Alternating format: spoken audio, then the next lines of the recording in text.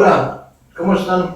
Me da mucho gusto estar aquí otra vez con la gente que ha sido parte de mi trabajo y colegas que estuvimos aquí, hemos estado aquí trabajando mucho tiempo juntos. Entonces me da mucho gusto estar nuevamente aquí para hablar de un tema que, bueno, todos ustedes deben conocer ya, pero sin embargo les voy a dar un poco mi opinión y quizás no tanto hablar de algo extraordinariamente raro, sino algo que es muy común, que es bastante frecuente y cada vez va teniendo mucho más importancia, que es diagnosticar el autismo a partir de la lactancia en etapas preverbales. Y estamos hablando de personas desde 3 meses de edad en adelante, ¿no? Durante mucho tiempo se ha dudado de que si se puede evaluar a un niño que no habla, a un niño de 3 meses de edad. O sea, ¿qué es lo que se necesita saber para poder evaluar a un niño de 3 meses de edad, de 6 meses, de 9 meses, que no habla? O sea, mucho tiempo, cuando yo empecé a trabajar con esto hace 43 años, eso era imposible. Primero porque el diagnóstico de autismo no estaba muy claro específicamente qué era el autismo y cuántos autismos había. O sea, había nada más de 2 tipos, autismo primario y autismo secundario. Y posteriormente ya se empezó a hablar de más temas, poco a poco se los voy a ir mencionando, pero pues en algunos congresos empezaron a hablar de los autismos atípicos, de los semiautismos, de los pseudoautismos, del autismo paradigmático Kanner-Asperger, con un común denominador, otros sin común denominador, sino con algunas cosas parecidas donde puede predominar un síndrome genético o un trastorno neurobiológico o un trastorno, etcétera. De todo esto voy a hablar. Entonces, todo esto de hablar de los autismo, diagnóstico de autismo clínico, diagnóstico clínico en etapas preverbales, puede parecer difícil porque cuando yo empecé a trabajar con esto, por principio de cuentas las escalas eran muy escasas. Estaba el DSM-3, que es una caja muy ancha donde no distinguía muy claramente qué tipo de autismo, ¿no? O las edades, ni caracterizaba, ni clasificaba de forma adecuada. Entonces, esto ha ido evolucionando y cada vez se sabe más si se puede porque hay escalas observacionales. En los años 40, incluso antes, vamos a hablar de cuando se empezó a hablar de autismo con la psiquiatra rusa, no me acuerdo ahorita su nombre, es un nombre medio difícil, ucraniana, que ella ya había visto niños autistas en los años 20 y les había llamado autismo porque estaba muy de moda y muy al corriente saber que el predominio del pensamiento psicótico en la época de los principios del siglo y finales del siglo pasado, ya se empezaba a hablar un poco de esto hasta que Bleuler utilizó la palabra autismo. Y el autismo tenía que ver con una indiferencia extrema, una indiferencia radical en estos niños que aparentemente no ponían atención y estaban encerrados en su mundo. Incluso se llegó a hablar hasta de una fortaleza vacía, como decía Bruno Bettel, que era muy desatinado para interpretar el autismo, pero bueno. Entonces, con esta razón, poco a poco se fue viendo que las pruebas que existían no podían aplicarse a los niños con autismo porque se esperaba que tuvieran alguna intención colaborativa para lo que se les está preguntando. Cuando le aplicamos una prueba psicológica a un niño, lo primero que debemos de buscar o aceptar es que el niño acepta colaborar con lo que yo le estoy proponiendo. Pero ¿qué pasa si el niño no acepta colaborar con mi propuesta, con mis preguntas, con los tipos de habilidades que voy a medir, sus competencias? Pues no va a hacer ningún caso, se va a voltear. Entonces poco a poco se han ido generando escalas y pruebas que miden el autismo observacionalmente. Entonces ha habido, dijéramos, que una especie como de frecuencia estadística de los síntomas y signos clínicos del autismo que nos pudieran servir para poder conformar el síndrome en alguna de sus variedades. Porque ustedes saben que en los años 90 fue cuando ya se empezó a hablar de un espectro del autismo. Lorna Wing fue la que habló de que esto era como una serie de estados autísticos parecidos, pero no todos iguales, ¿no? Que era una combinación de categorías y de características similares. Entonces esto fue haciendo que poco a poco se pudiera entender más los autismos, no nada más el autismo, sino ya sus derivaciones en síndromes diversos, donde a lo mejor no también una etiología, porque aquí tendríamos, por ejemplo, el peor de todos los autismos, que es cuando hay conductas autolesivas, agresividad, heteroagresividad, y el niño es reticente, recalcitrante, está duro y golpea y se golpea y no hay manera de que interactúe con los demás, y predomina el autismo de tipo severo o moderado. Estos casos son los más difíciles y son, dijéramos, la la responsabilidad número uno de los que nos dedicamos a esto, es el reto, poder tratar este tipo de niños, porque son pocos, no son muchos, pero representan un verdadero problema, sobre todo por la falta de heterogeneidad que tienen la respuesta a los fármacos. Pero bueno, poco adelante me referiré a esto.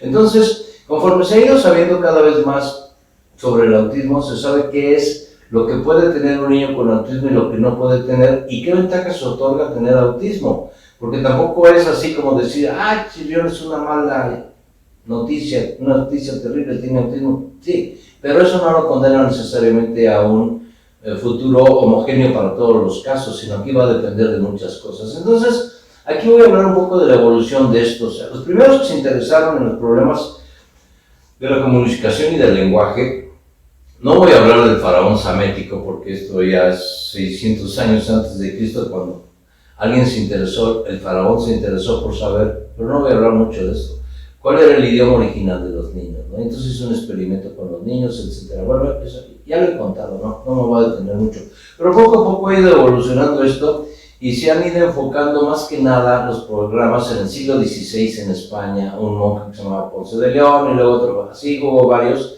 pero este primero se interesó, el interés principal era sobre los problemas sensoriales, o sea, no habla, no escucha o no ve. En un tiempo se les llamaba sordomudos, ¿no? Recuerden el caso de Hugh Blair, que fue considerado sordomudo pero tenía autismo, y su hermana, que tenía también autismo, también era sordomuda.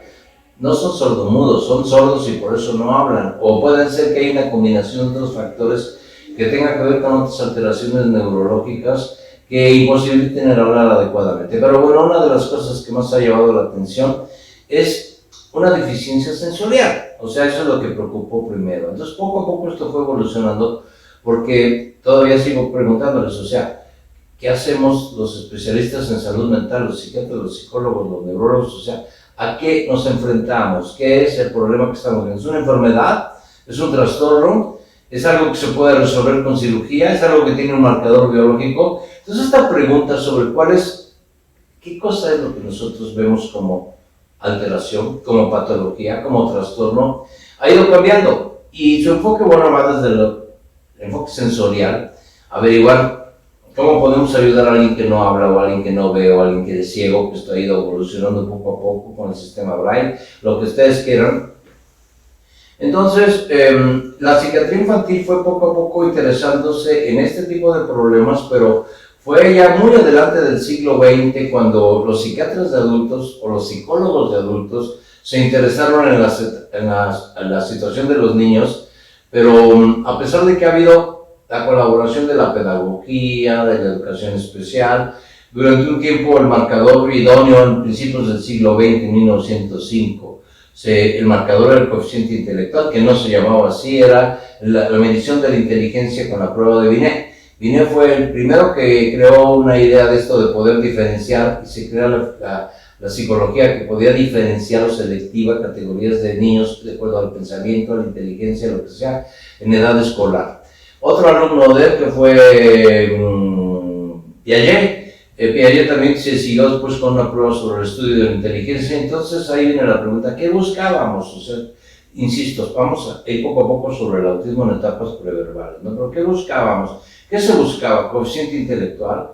Se buscaba alguna forma de medir. En México y en la mayor parte del mundo occidental se puso de moda este asunto de considerar la inteligencia como un marcador psicológico idóneo, por excelencia. Entonces aquí lo que nos importaba es que el niño tuviera una aptitud intelectual suficiente para poder ir a la escuela y ser un ciudadano. ¿Cuál era la idea de la salud mental a principios del siglo en México? Pues un buen ciudadano que cumpliera con la patria, que supiera historia, que hiciera honores a la bandera, y se puso de moda toda esta cultura posrevolucionaria de la educación cívica.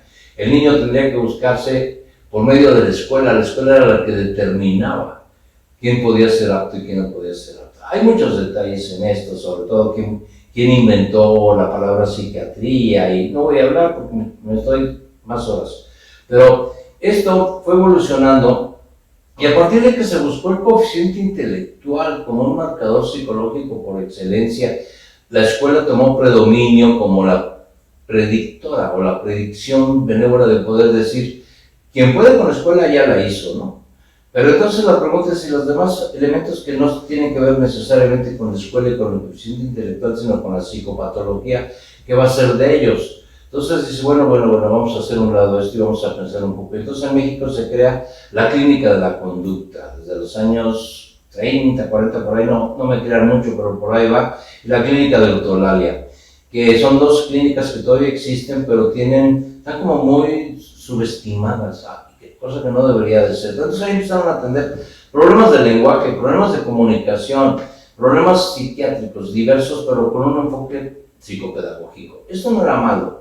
No era malo porque todavía podemos pensar que la pedagogía, la creación del jardín de niños en el siglo XVIII y todas las variantes que ha habido ahí de modalidades, como en la escuela Montessori, que surgió junto con la psiquiatría infantil en Italia, con Santé de Santis y María Montessori a finales del siglo XIX, crearon todo eso con un enfoque psicopedagógico. ¿Qué es lo que buscamos? Problemas psicopedagógicos, coeficiente intelectual, dificultades sensoriales como hablar, oír, escuchar, lo que sea, no ver. Entonces se va contando una serie de elementos que van dando la forma al problema, la forma de las cosas que estamos buscando. O sea, ontológicamente, ¿a qué nos enfrentamos? ¿Cuál es el foco? ¿Es una enfermedad?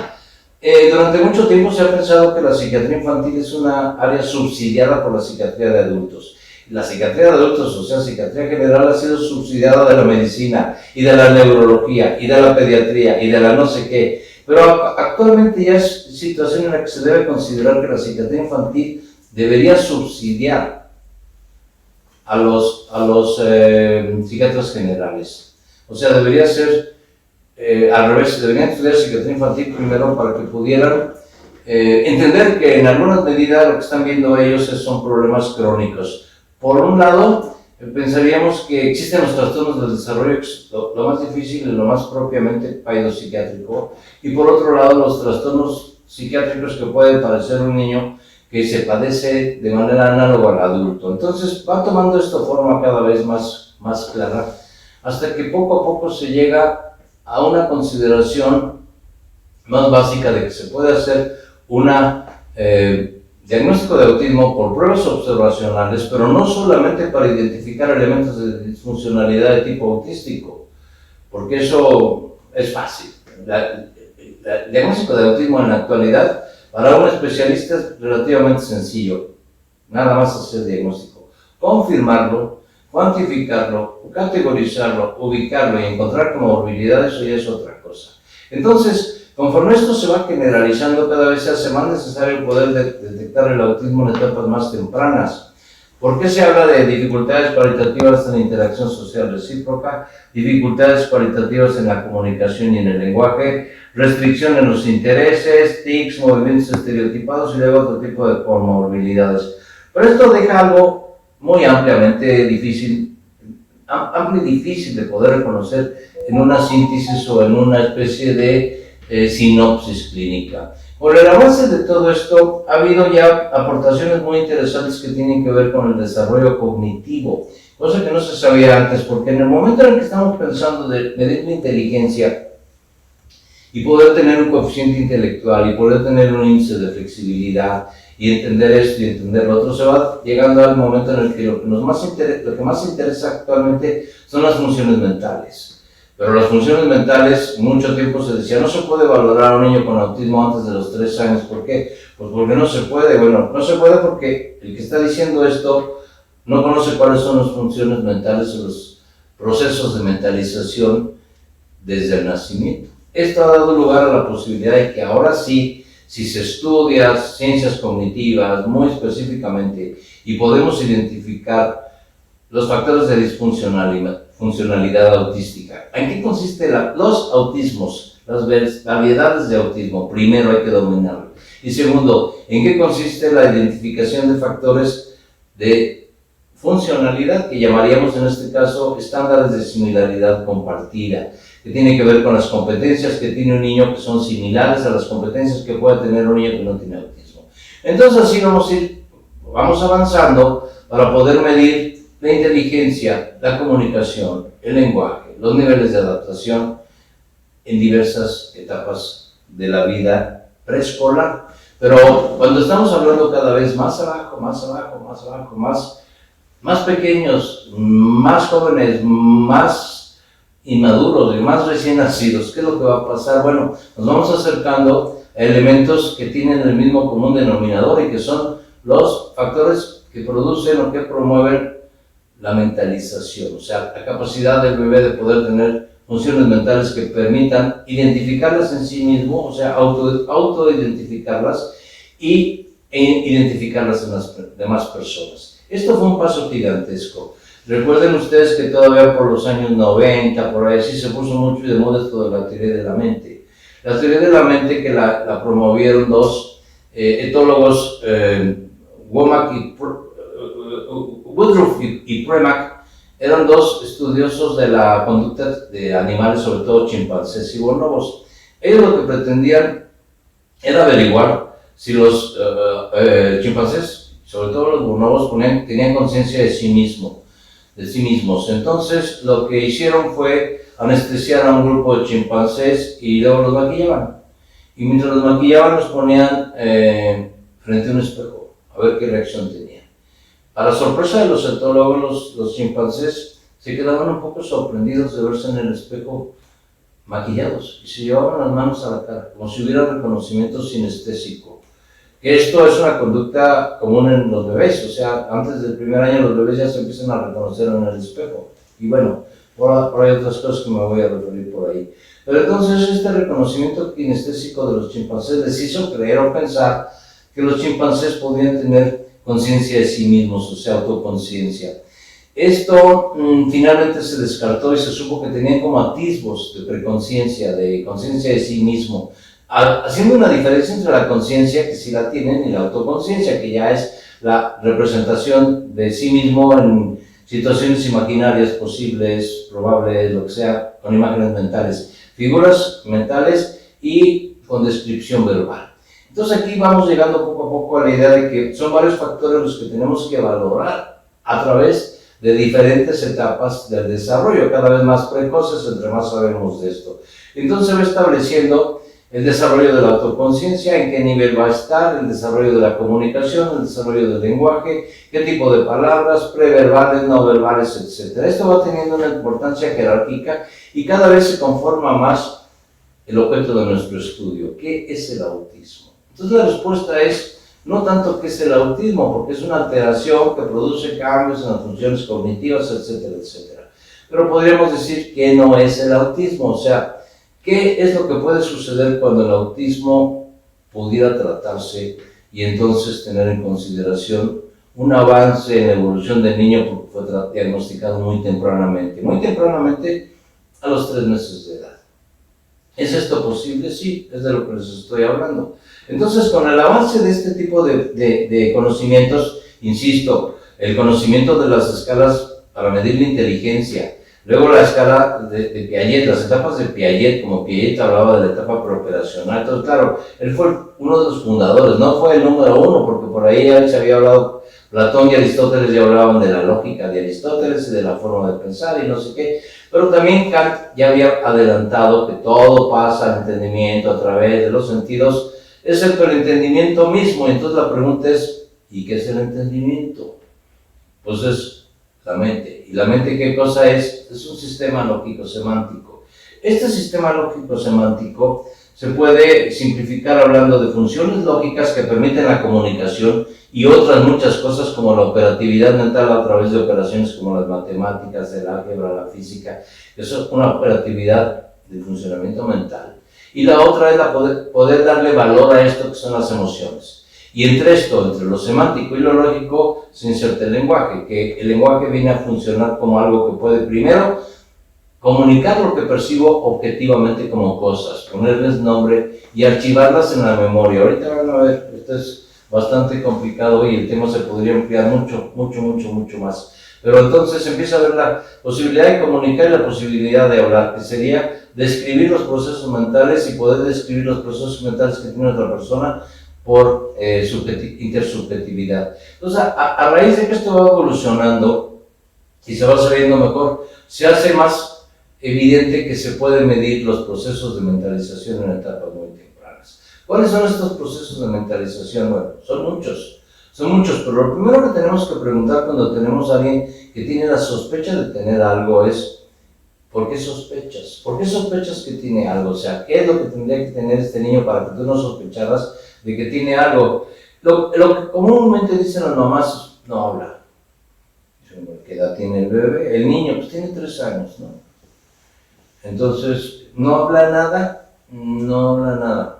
Casi siempre esto puede ser verdad o puede ser relativo, porque dice uno, bueno, no habla nada.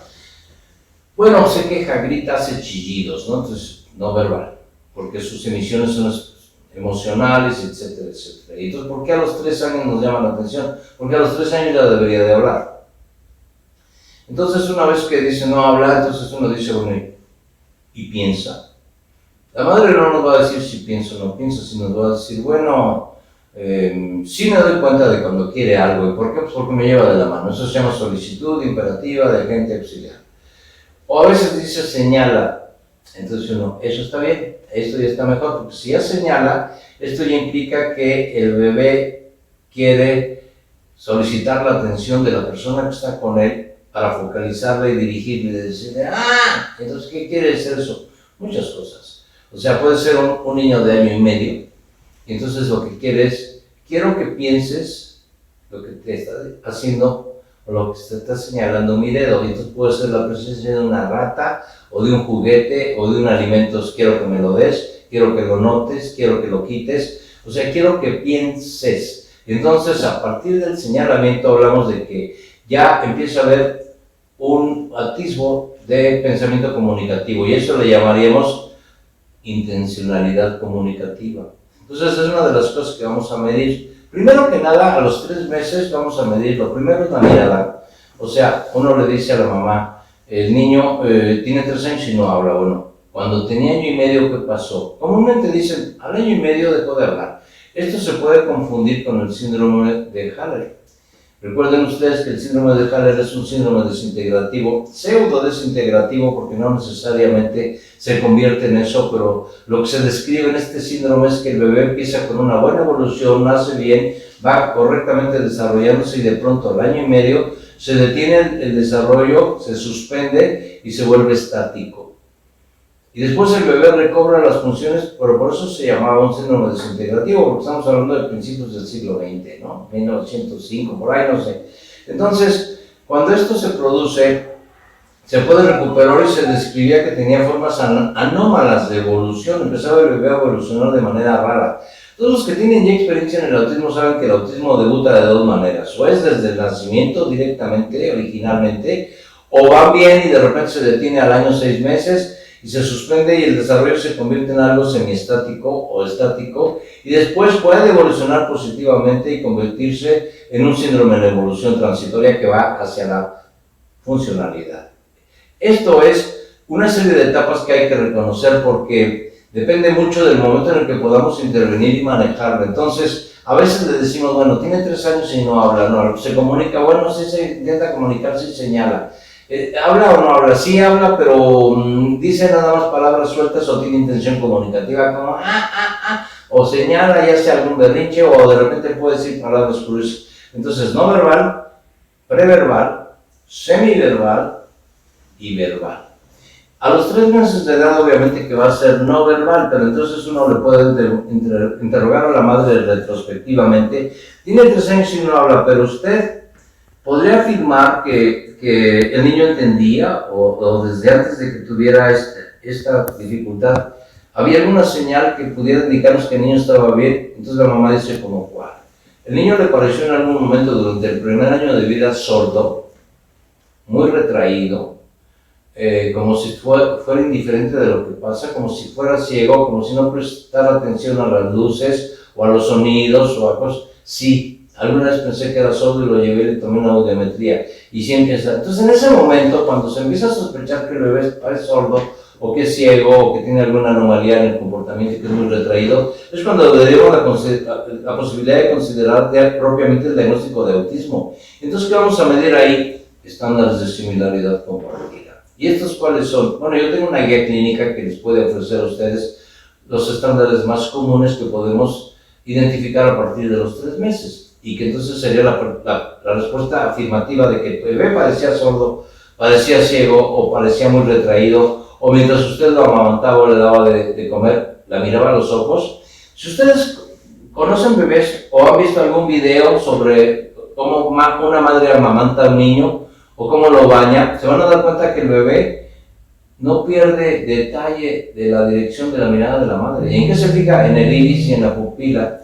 Y la ve y la mira, y aunque lo esté bañando, el bebé lo que hace es mirar a la mamá y mirarla todo el tiempo, o al que le esté bañando y la otra persona lo enjabona y todo, y si el agua está tibia y no le molesta el bebé, se deja bañar, pero está mirando como diciendo: ¿qué rayos está pasando? ¿Qué intenciones tiene esta persona que es la mamá? ¿Qué intenciones tiene? Y entonces poco a poco el bebé se va a reír con la mamá, porque las mamás y los papás, cuando están bien intencionados, lo que hacen es hablarle al bebé como si el bebé entendiera y como si el bebé pudiera hablar. Y eso es muy buena idea. Eso es muy buena idea porque se le estimula a que el bebé pueda ir apreciando ciertas palabras y reconociéndolas, porque sabemos que a los 6 meses de edad el bebé ya conoce una buena cantidad de palabras. Y entonces cuando le decimos: te voy a llevar con tu abuelita y va a hacer te va a dar un chocolate, te va a dar esto, te va a tener, y vemos que el bebé a los 8 meses o antes ya está así, o sea, ya se anticipó y sabe lo que va a pasar porque le está diciendo a la mamá y se ríe, y entonces se agita porque tiene conductas anticipatorias. Entonces está pensando: ¿qué vamos a medir aquí? Vamos a enumerar los estándares de similaridad compartida, o sea, compartir la mirada, compartir sonrisas, tener conductas anticipatorias, como por ejemplo cuando la mamá entra al cuarto y el bebé la está mirando, el bebé lo que está tratando de saber es qué va a pasar. Y si diario pasa lo mismo, el bebé ya sabe el final de la historia, entonces cuando la mamá entra, ya no se va a esperar a que la mamá haga todo el recorrido y lo recoge y lo saque de la cuna, sino cuando la mamá se acerca a la cuna, el bebé ya está así, esperando que lo saquen de la cuna. Entonces ya el bebé ya piensa. Y entonces dice uno: ¿puede existir pensamiento sin lenguaje? Sí, sí puede existir el pensamiento sin lenguaje. ¿Los perros piensan? Sí, pero tienen una limitación, no tienen conciencia de sí mismos, no tienen autorrepresentaciones de ese tipo. Y lo que pueden hacer es descodificar figuras lógicas. El pensamiento lo que hace es dar forma a las figuras de figura lógica. El pensamiento es la figura lógica de la percepción, lo que se percibe, las imágenes. El pensamiento las acomoda de forma lógica y puede establecer una especie de argumento visual. Es como si pudiéramos decir: bueno, ¿cómo aprendo yo a cazar elefantes? Si voy a una tribu que vive en África y que se dedican a cazar elefantes, no les voy a decir: oigan, denme la teoría para cazar elefantes, ¿qué se tiene que hacer? Me dicen: no, vengan nosotros a la cacería de elefantes y vas a ver cómo se cazan los elefantes. Ellos se van para acá y se van para allá y todos lo lanzan, o al animal que sea. Y entonces, por esas figuras lógicas que implican cuál es el juego, es como si estuviéramos representando un juego lógico, lo puedo entender. Eso lo hacen los animales para atacar a sus presas, para comérselas, lo que sea, o los bebés también pueden entender estas figuras lógicas. Ahora, ¿cuándo surge el lenguaje? El lenguaje surge como una posibilidad humana, nada más, porque los que hacen los pájaros es otro tipo de comunicación, ¿no? O sea, el canto de las aves, los ladridos, son otro tipo, pero no son lenguajes tan complejos que puedan transmitir el nombre de las cosas que conocemos, que eso sería lo primero, como la memoria como una caja o como una función que no nada más es un almacén pasivo, sino es un almacén totalmente activo que selecciona, administra, ubica en apartados todos los objetos que percibimos, y estos objetos se van clasificando de acuerdo a un común denominador. Esto se llama pensamiento estadístico. Entonces, objetos negros, objetos blancos, objetos verdes, animales, personas, cosas, se van ubicando desde que se nace. Esto va pasando poco a poco, se va generalizando, y entonces podemos tener la idea de que el bebé preverbal ya conoce cosas y puede entender algunas partes de lo que significa pensar. Entonces es un bebé preverbal. Vamos a suponer que a los 8 meses el bebé ya dice una palabra. ¿Por qué? Porque ya puede nombrar algunas cosas que ya conoce, como popita, potota, papo, zapatos. Y entonces quiere decir salir a la calle, porque la mamá le dice: te voy a poner tus zapatos y vamos a ir a la calle, vas a estar muy elegante. Entonces el bebé dice: papos, papos. No es que le pongan los zapatos, sino que la primera palabra que inicia todo este juego es: te voy a poner los zapatos. Y entonces estamos aquí a identificar una palabra cápsula, en el que el bebé preverbal ya puede utilizar una palabra que es papos o popita o potita, lo que sea. Poco a poco entonces estamos hablando aquí de cómo podemos identificar elementos del aparato conceptual. O sea, en este momento es más importante la identificación de los elementos que constituyen el aparato conceptual que el diagnóstico de autismo. En etapas preverbales cambien su forma de pensar. Supongo que ustedes deben de tener ya mucha experiencia para confirmar el autismo mediante escalas, el A2, el ADR, el no sé qué, hay muchas, pero vayan más allá de esto, estas son escalas confirmativas. Una vez que ustedes dominen cuáles son los elementos que se tienen que identificar como maquinaria para conceptualizar, categorizar, configurar esquemas. Estos esquemas que pueden ser esquemas conceptuales, podemos hablar también de clasificaciones, clases de clases de clases, y vamos teniendo las clases de las cucharas, la clase de los platos, la clase de las tazas. Entonces, por ejemplo, cuando una persona está estudiando para trabajar en un restaurante, le van a enseñar, mira, primero vas a tener una mesa, luego vas a poner una especie como de cosa acolchonada, no me acuerdo cómo se llama, pero se le pone ahí, y luego se pone el mantel. Esta forma acolchonada sirve para recoger cuando se cae el vino, para que la mesa no esté así dura, sino que tenga una superficie suave. Luego vas a poner el mantel, luego vas a poner la servilleta encima de bla, bla, bla. El tenedor del lado izquierdo, la cuchara del lado derecho, el cuchillo del lado derecho, la cuchilla, bla, bla, bla. Y si son 12, una comida de 12 entradas, imagínense cuántas cosas van a poner. Entonces, eso se llama contexto y es un esquema conceptual. Y entonces esto puede identificar que va a haber un banquete. Si entramos a un lugar donde cada mesa tiene 3 copas, una para vino blanco, otra para vino tinto y otra para champaña y otra para agua, y para eso, ¿cuál es el concepto ahí? En cambio, si el bebé entra a su casa, dentro de su casa, entra a la cocina y se encuentra con que está su platito, su cucharita y está un potecito de Gerber, por llamarlo con una marca, porque ya no hablamos de papillas, sino de Gerber o de Kleenex o de todo esto. Entonces el bebé se agita y se emociona porque ya vio el contexto y entonces ya piensa, se anticipó. ¿Y cuál es el tema del contexto? Comer. Entonces poco a poco vamos viendo cuáles son, o sea, obviamente esto es una introducción para que ustedes vean cómo se puede sistematizar todo eso, que en otra ocasión con todo gusto les puedo decir cuál es la guía que se puede utilizar y cómo vamos sistematizando este tipo de conocimientos sobre áreas cognitivas que nos van a permitir hacer un seguimiento de los más comunes a los más, o los menos comunes, o los más raros, sobre todo estos factores que facilitan los procesos de mentalización. Entonces, si el bebé reconoce una cosa por su objeto y la sabe usar, segundo, puede utilizar ese objeto con otro objeto para un fin común, entonces estamos hablando ya de un escenario, como puede ser la mesa, los platos, las cucharas, y entonces aquí hay un tema, que el tema es comer, y entonces aquí hay una participación individual donde el niño se puede involucrar o no. Si tiene un autismo moderado, puede ser que se involucre, pero su involucramiento es relativo y predomina la indiferencia o el pensamiento egocéntrico. Pero si el niño se involucra, va bien. Todo depende de la edad que tenga, conste, porque si va bien pero tiene 8 años, no va tan bien. Tendríamos que ver qué tipo de movilidad hay aquí. Entonces lo que estaríamos haciendo sería buscar que estos elementos predominen durante la etapa en la que deberían estar presentes ya. Que por ejemplo a los 3 años un niño ya debe de tener todas las características de los estándares de similaridad compartida que le permitan asistir al kinder y separarse de la mamá y poder ir al baño y poder pedir permiso y escribir con la mano como instrumento fino.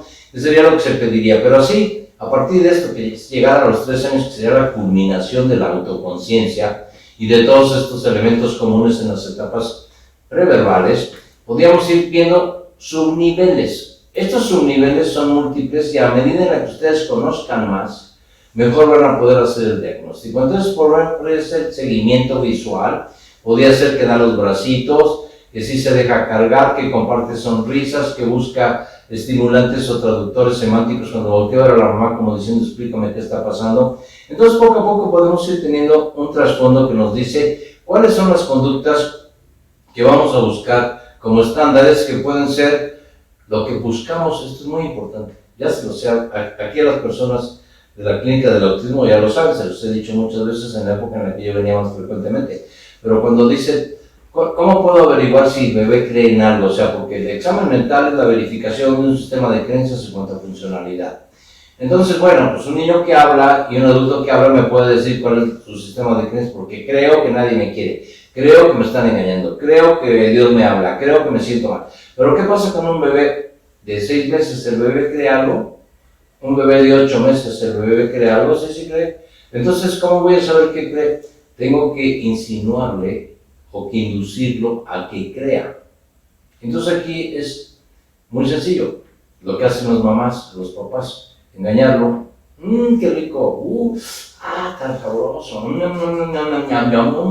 Entonces vemos la respuesta del bebé. Y si el bebé es inducido a esa creencia, pues la va a creer. Y si lo estamos engañando, pues lo estamos engañando. Y entonces el bebé va a acceder a comerlo y de repente se va a sentir decepcionado. Quiere decir, no está bueno, o sea, me engañaste, pero lo está pensando. Entonces puede escupirlo y lo tira y dice, voy a hacer así, pero ya pasó la prueba. Pero si el bebé no me hace ningún caso, ni siquiera me mira y está volteado, ya no le puedo inducir a que crea algo o insinuarle. Entonces esta prueba que yo le llamo prueba por insinuación o por le pueden inducir por inducción o por insinuación, la tengo ya escrita y se puede seguir paso a paso, que es lo que tienen que ir buscando en esto. Me va dando la idea de cómo va evolucionando esto. Y esto lo puedo preguntar como antecedente o como situación actual, porque la mamá puede decir, pues actualmente tampoco come. Y esto es muy sencillo, porque muchas veces, la mayoría, discriminan los alimentos. ¿Por qué? Porque hay una incompletud en poder probarlos de manera integral, que es deglutirlos. Entonces, la primera reacción que les produce, si no les gusta, les escupen y son muy selectivos para comer. Entonces, todo esto se puede preguntar como antecedente o como situación actual. Y vamos conformando una serie de elementos que nos van dando cuáles son los procedimientos y los procesos de mentalización que nos interesan y que los vamos a averiguar por simulación, por inducción o por sugestión. Y por otro lado, tenemos que tener un acervo de conocimientos de otro tipo de estándares de similaridad compartida. Los estándares de similaridad compartida se ven muy fácilmente, se pueden medir en pruebas, escalas para medir inteligencia, habilidades de la vida cotidiana, adaptación, las hay. Entonces, ¿qué hace uno cuando pide una valoración de autismo? ¿Confirmarla? Eso es muy fácil, no me dice nada. Entonces hay que confirmarla, categorizarla, cuantificarla y ubicarla. Entonces, en una etapa preverbal, ¿cómo podíamos saber? Bueno, ¿en qué etapa está? Está en 3 meses de edad, ahí es no verbal, pero porque en esa edad no habla. Pero puede tener una conducta de retraimiento en la que no mira a los ojos, es muy indiferente a la mamá, permanece básicamente fijado en un pensamiento egocéntrico, porque a veces le dan diagnóstico de TDAH, ¿no? Dicen trastorno por déficit de atención con hiperquinesia, y dicen uno dice no es trastorno por déficit de atención, es por déficit de interés. Es un pensamiento egocéntrico que no es capaz de desplazarse hacia la importancia que pueden tener los intereses de otras personas. Entonces no hay seguimiento. Y luego la H, ¿qué puede ser? La H puede ser trastorno bipolar, puede ser trastorno límite de personalidad como precursor o lo que sea. En niños muy pequeñitos esto tendría que ver con los berrinches. El comportamiento es un berrinche catastrófico que se está dando a los 2 o 3 años, que no es tan frecuente, pero podría suceder. Entonces, vamos a repasar. Primero, hacemos un examen por inducción y sugestión. Y lo que vamos a ver es si parece ciego, parece sordo, si hay alguna dificultad sensorial o que aparentemente parezca muy indiferente. A partir de los 3 meses, si nos vamos siguiendo por niveles, después si es capaz de ser inducido a creencias o a engaños o a actuaciones que la mamá o el papá pueden hacer donde parecen ridículos, pero en los bebés normales comúnmente funcionales tienen una capacidad innata para entender lo ridículo y les da risa y se ríen y jajaja y entienden chistes. Pero si el bebé es muy serio y no se mueve, recuerden ustedes que el mutismo selectivo, que se puede dar a los 3 años en una etapa donde podría ser semiverbal o verbal, siempre sospechen que el mutismo selectivo va a ser síndrome de Asperger, en su mayor parte de los casos. Entonces, cuando hay un mutismo relativo, etcétera, ya vamos sospechando que habla pero no habla en algunos lugares. O no habla de plano, pero tiene conductas. Entonces podríamos hablar que vamos a buscar los indicadores, primero sensoriales, que haya integridad, que no sea sordo, que no sea ciego, que no tenga una falta de participación o una conducta de interrelación, no la tiene. Entonces ahí vamos a sospechar. Segundo, estándares de similaridad compartida, que son sonrisas, abrazos, que puede a entender un montón de cuestiones que tienen que ver con la sugestión que le puede hacer la mamá sobre los alimentos, sobre juegos infantiles, participar con otros niños, tengo manita, no tengo manita, todas estas cosas que son así de ¡bu! ¡bu! Entonces el bebé se ríe. Entonces, si hay indiferencia ahí en todo eso, no necesitamos aplicar una prueba específica donde el bebé comparta, sino lo que vamos a aplicar es una escala, como la que yo tengo, en la que puedo advertir y enunciar y describir estados de alteración. ¿Por qué? Porque no participa. ¿Por qué? Porque antes no, o a lo mejor ahora sí, entonces yo puedo decir, bueno, es un síndrome de autismo que está en remisión, está remitiendo, porque en un tiempo parecía sordo, en un tiempo parecía ciego, en un tiempo parecía bla, bla, bla, pero ahora ya no. Ahora ya empieza a decir palabras, ya puede tener intenciones comunicativas, puede tener intención participativa. Entonces podemos saber, uno, confirmamos que tiene autismo. Segundo, qué tipo de autismo cae en Asperger, por ejemplo. Tercero, cómo va en transición. Entonces, ¿qué le digo a la mamá? Le tengo una buena noticia. El autismo está remitiendo y cada vez tiene menos. Entonces, si podemos ir enumerando todo este tipo de habilidades que vamos a tener para medir indicadores de disfuncionalidad e indicadores de funcionalidad a partir de los 3 meses, y los hay, vamos que pues me extendería yo mucho porque sería un curso ya. Entonces iríamos poco a poco escalando niveles de desarrollo del pensamiento y de aparato conceptual. Una vez que tenemos ya la noción de aparato conceptual, podemos saber que el bebé puede ya categorizar en la memoria, en anaqueles, en apartados, objetos, clases de objetos, categorías, por colores, por formas. Entonces aquí entraríamos a los esquemas conceptuales y al aprendizaje por ostensión, que es aprender lo que es negro, lo que es rojo, lo que... Y luego los números. A veces dice la mamá, este niño conoce los números. Es un niño que no habla, pero dice, los conoce como un conjunto de elementos o unidades de cuantificación para medir magnitudes o cantidades. No es así de fácil. Eso lo va a entender después. Lo que está advirtiendo aquí es el carácter consecutivo de los números. O sea, todo lo que aprendes es que hay un orden. Y entonces esto está interesante, ¿no? Porque dice, bueno, el niño puede poner 1, 2, 3, 4, 5, 6. Y si ya conoce los números, los conoce a secas.